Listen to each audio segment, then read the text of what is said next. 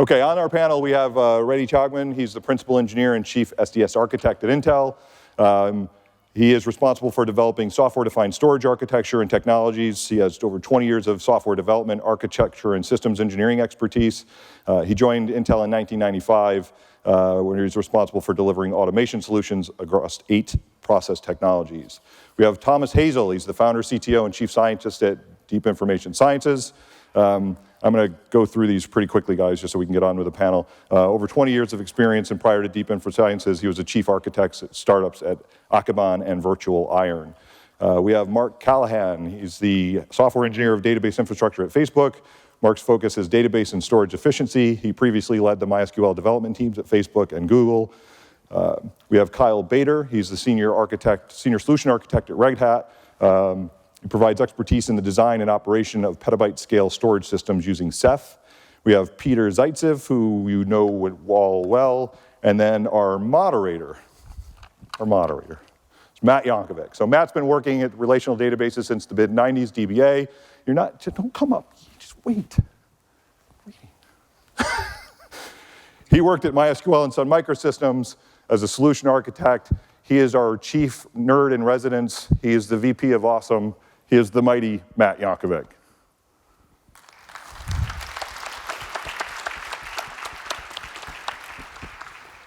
I thought they were going to play it. Thanks, everybody. Hi. Hi. All right, so we wanted to talk a little bit about data in the cloud, where data in the cloud is going. And so I had a lot of questions. People asked me a lot of questions, so I wrote them down, and I thought we'd get these experts to help answer these questions for us. So one of the things that I've been reading about is, how explosive the amount of data in the cloud is now. Right now, it's estimated that, as much as 50% or more of all data is already in the cloud. So what are the biggest challenges that we face right now by running data in the cloud? So if you guys could just kind of chime in, what do you guys see as the biggest challenge? Why don't we start down with Mark here at the end? I want better compression. Oh. I'd like to have better compression. Better compression? Yes. So smaller data in the cloud? Yes. Okay. All right. Thomas? I guess I like to have better visualization of what your data is and what it's doing and what it's all about. Okay. Yeah, it's all about storage efficiency. So we are looking at, can you compress the data? Can you actually use wide variety of techniques to reduce the data ingestion problem? So it's all about data growth. How do you reduce the, optimize the storage, and achieve the data efficiency? Okay. All right. Oh, we have one to share? Yeah. I think the last keynote really touched on it. We really need to look at the way that we're storing data, analyzing data, processing it, and make changes to do all those things more efficiently. We're not going to be able to solve the problem just on any of those individual fronts. Well, for me, the interesting question is security and privacy. Not essentially innovate what the cloud is insecure, because a lot of cloud providers have much better security teams than any small company or even large enterprise would ever have. But I think it's more of legislation and legal questions, right? If all the questions in the US in terms of government abilities to reach out to the data. I think that may get some people worried, right? Because if I keep the data in-house, I can, always blow up a hard drive, so I don't want the government to see it. If my data is stored somewhere in the cloud, I may not even know what that's being accessed by the government, right? If the laws in the country require doing that thing.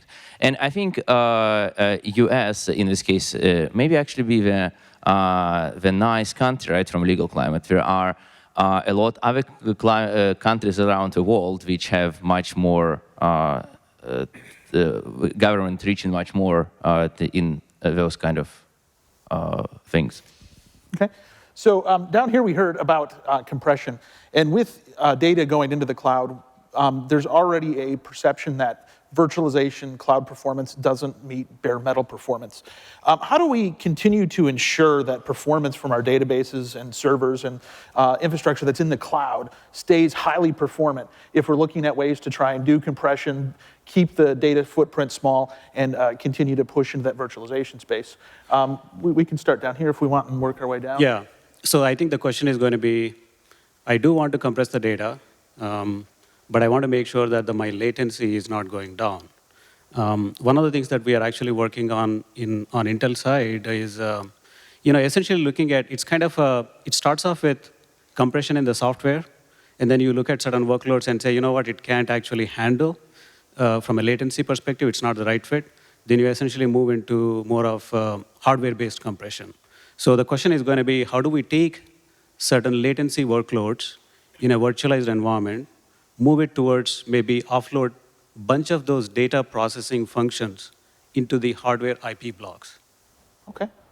Thomas? So I agree that compression is obviously very important, but how do you compress data in the most optimized way? And obviously, I believe in machine learning and doing some self-configuration to best minimize that information. So from my viewpoint, having tools and technology that analyzes it in real time and can make independent choices without having to rebuild or rethink at that scale, that complexity, that data comes in as big data.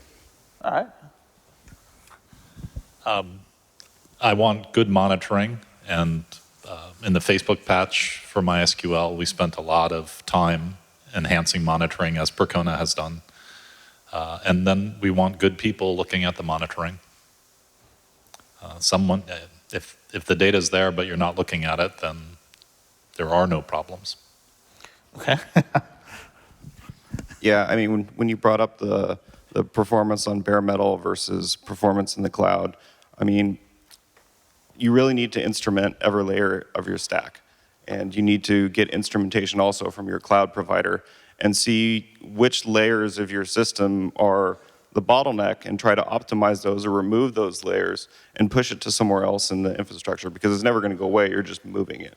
So anything you can do to reduce layers that maybe don't make sense anymore in modern systems or with recent advances in technology, then you're going to see a good increase in performance. So as we're layering technologies on top of each other, sometimes it's good time to reevaluate things that are in that stack of technologies to find out which ones are introducing inefficiencies. Okay. Okay, well, I think there are actually two questions different here. One is raw performance, and the other is monitoring and transparency, which Mark Callaghan touched on.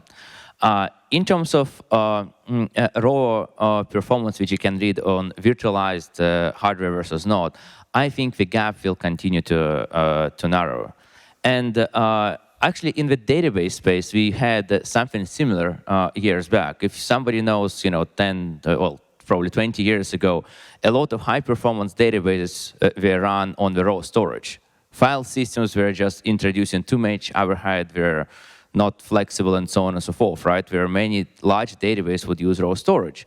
And then gradually changed, right? Because the file system became good enough, so they don't introduce that overhead anymore. So, and we're not ready to pay for inflexibility of raw storage for almost non-existent performance gains. And I believe as virtualization will improve, we'll able to achieve those things, and that is a relatively easy issue.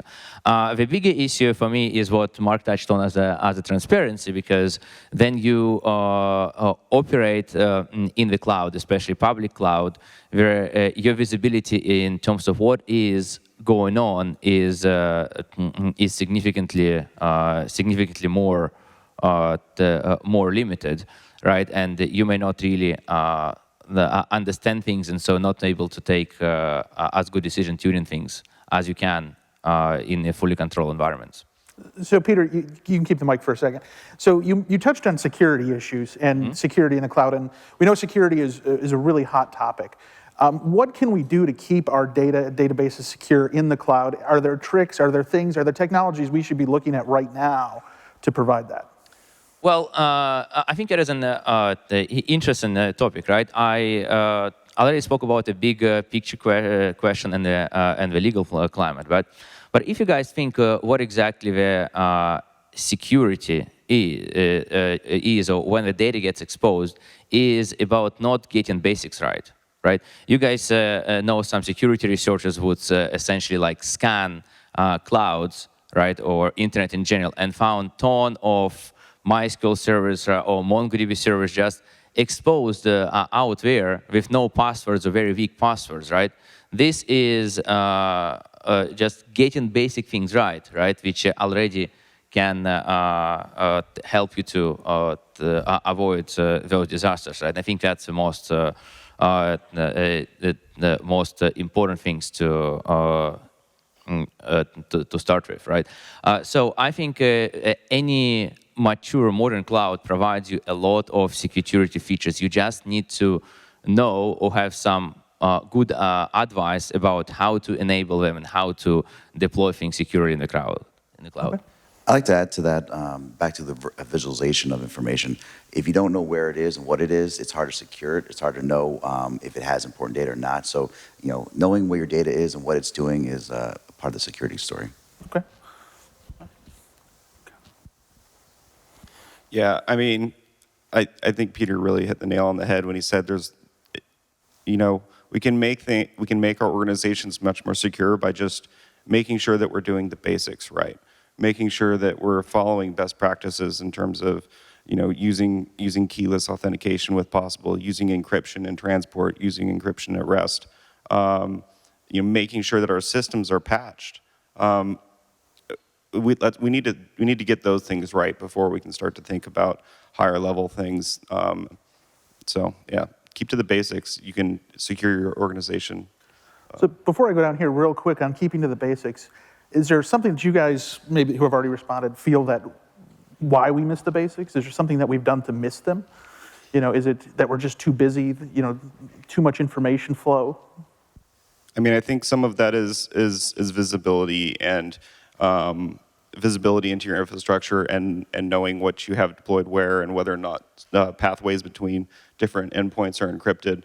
A lot of times organizations don't know that they have systems that aren't up to patch levels or that they have information transferring between these systems and they've moved from one place to another where maybe it was in a more secure environment and that was more acceptable, but now because the game has changed, the environment has changed on them, it's no longer acceptable practice. So it's kind of encryption by default for all transport, encryption at rest, unless you need access to it in an unencrypted format. So that's somewhat what Thomas was saying about the visibility into those different security areas because the data is so spread out. Yeah, absolutely. Okay. Do you want to? Yeah, I agree with you have to understand what data you need to actually secure. So understanding the profile of the types of data that is actually sitting in your environment and trying to figure out what makes sense, what doesn't make sense. And then the question is going to be, who needs to control the security aspect? Whom are you going to trust? Is it a multi-tenant environment where every tenant has to have control over it, or is it going to be a data center admin controlling over it? So it really depends on the security strategy, and it has to be part of the deep corporate DNA to really be able to secure the data, as opposed to really after thinking where, hey, some vulnerability happened, and then you're starting to figure out what to do. Okay. Visibility and strategy and have a right architecture in place to do it is the right thing to do. All right. Mark, did you want to add anything? Or? Just encryption at rest and encryption on the wire, as someone else has said. Okay. Okay. So we're seeing like a 10x increase in expected data sizes over the next 10 years, with data predicted to double every year. So with the explosion of data, and we heard from the Amazon folks on how they're planning to use microservices to try and analyze that data. How do we effectively analyze that amount of data? What sort of tools, what sort of tricks, what sort of things do we need in order to make sure that we can analyze that amount of data? We'll start with Mark down at the end. So fortunately, I'm small data, not big data. So analyzing that is not my problem. Storing it might be. And for me, tiered storage, so a combination of maybe 3D crosspoint, NAND flash, and disk to allow me to be efficient when, if it's doubling every year, in 10 years, it's going to be more than 10x. Yeah. Yeah. Yeah, I guess it's a question on, do you use CPU power to figure things out, or you use storage and new technologies, new science to do it in real time? And so I think innovation is key to any of this stuff that's going on with the big data, and the classic get more nodes and use more nodes is very costly. So hopefully people in the crowd, ourselves up here, are going to invent new things that can solve some of these big data problems. Okay. Yeah, I think, so when it comes to actually managing the data explosion, it's all about tiering your data so that you have a cheap and deep maybe capacity tier as a way to store your most of the capacity-oriented data, and then some intelligence on top of it to be able to say, I'm going to read a certain portion of this data and I want to cache it, maybe in the 3D cross-point-based DIMMs. So in other words, for you to do analytics, it doesn't have to be that blazingly fast media that you have to deploy and do the fraud detection. You can have tiers, but the software needs to be intelligent enough to be able to say, I'm going to read this data to do the real-time analytics. I should be able to pull this in much more intelligent way. So it's not going to be a brute force software implementation that may exist today, but it got to be a lot more advanced in terms of predicting the data patterns and pulling that data from the capacity tier so that we can actually manage the data explosion part with the best and optimized TCO, but at the same time, software intelligence needs to evolve too. Okay. Yeah, I think we need to take kind of a multi-stage approach to solving these sorts of problems. I mean, on one hand, you want to, as you're collecting the data, synthesize it and send digests of it back into your storage systems whenever that's possible and that makes sense. So, reducing the amount of data that you have to handle doing some work at the edge as opposed to trying to do it in a central location. And then also keeping track of some sort of metadata about the value of data so that you can make decisions about what to do with that data based on how much value it provides to your organization. And that value can change over time, and that's when you can move it to different storage tiers, put it into colder storage. If it's high value data that needs a really seeky workload, then Flash is obviously a really good suitor for that. If it's really dense data, if it's really large files that you need to stream from place to process, hard drives are a perfect fit for that sort of workload. So, understanding your data, understanding the value of that data, and then being able to manage the life cycle of that data based on the value that it provides to your organization, I think will be important. Okay, so I'll touch on 2 points here. So the first one, I think, is it is our choice in many cases in how much data we produce, right, and choose to store. I remember the times, again, maybe 15 years ago, where we would store much less data, right, in terms of system operations and so on and so forth, right, or even from visitors going through a website, right? As our abilities to store and process that data increase, right, we're able to cost-effectively extract their value from more data. And I think that is a balance we will be finding later on, right? As we generate more and more data, we may have to become more selective in what we choose to store and analyze, maybe summarize certain things. And so on. The other thing is, I think, a great question about your ability to do something, right, and sort of scalability and efficiency.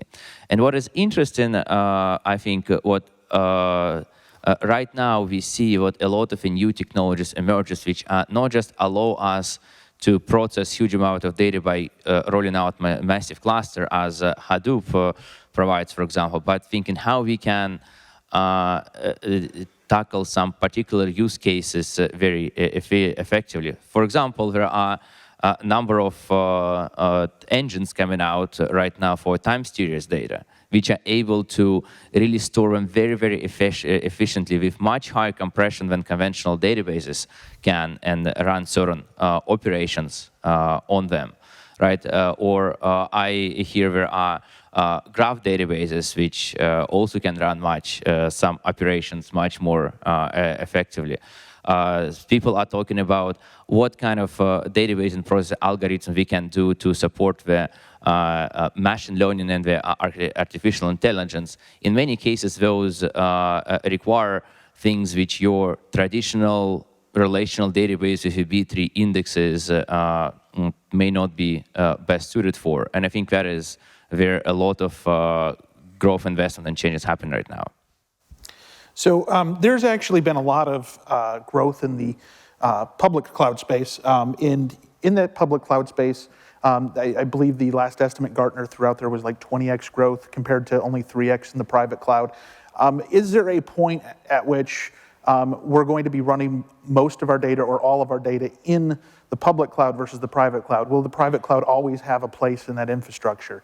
Or is it something that we're going to continue to push into commoditized systems that are outside of our own data centers? Peter, you want to start with that one? Yes, well, yeah, I think there's a big difference between always, right, and in most cases. I think if you look at a lot of companies starting right now, the public cloud is really default choice for many of them, right? So I think that is coming. But I believe there are still going to be a lot of folks which are going to run some things in the private cloud, whatever that is for kind of security kind of and government trust reasons, or whatever that is because they have some very special requirements, for example, for hardware they're running, right, or something like that, or just because change take times, right? It is very interesting for me was to recognize that there are quite a few folks running their environments on mainframe still, right? Maybe in the now internet environment, you think, oh, those monsters are long gone, but you know there is still they're still out there, right, and still plugging along. And the other interesting question is wherever public cloud will always be cost efficient. We can see some companies after they grow, they choose to move to their own environments, right? Some don't. For example, which is I think very interesting, the Netflix, which is a very big company, but it is still uses Amazon Cloud very aggressively. On the other hand, Dropbox is talking about moving a lot of storage from the Amazon because they can store stuff more effectively these days. So I think it's interesting what we still see these kind of dynamics right now. Yeah, I don't see private cloud going away in the near term either. And I do think increasingly the default choice is to go to the public cloud for these sorts of resources. And as kind of the pendulum of technology swings back and forth, right now, because of the operating model that public cloud provides, where it's just purely operational expenses, it makes sense for many organizations, especially if they're unsure of their scale requirements early on, or their longevity of the operations that they're doing. So you're not making an investment that you wouldn't pay off in the long term, because it becomes an asset that then you would have to sell off because you're having contraction of your business. But if technology advances to a certain degree, where, especially on the side of storage, and we have the ability to build systems that can do what we need to do in a very, very minimal footprint, I think there will be many organizations that continue to choose that and just have a smaller setup of their own hardware and continue to run it that way. Okay.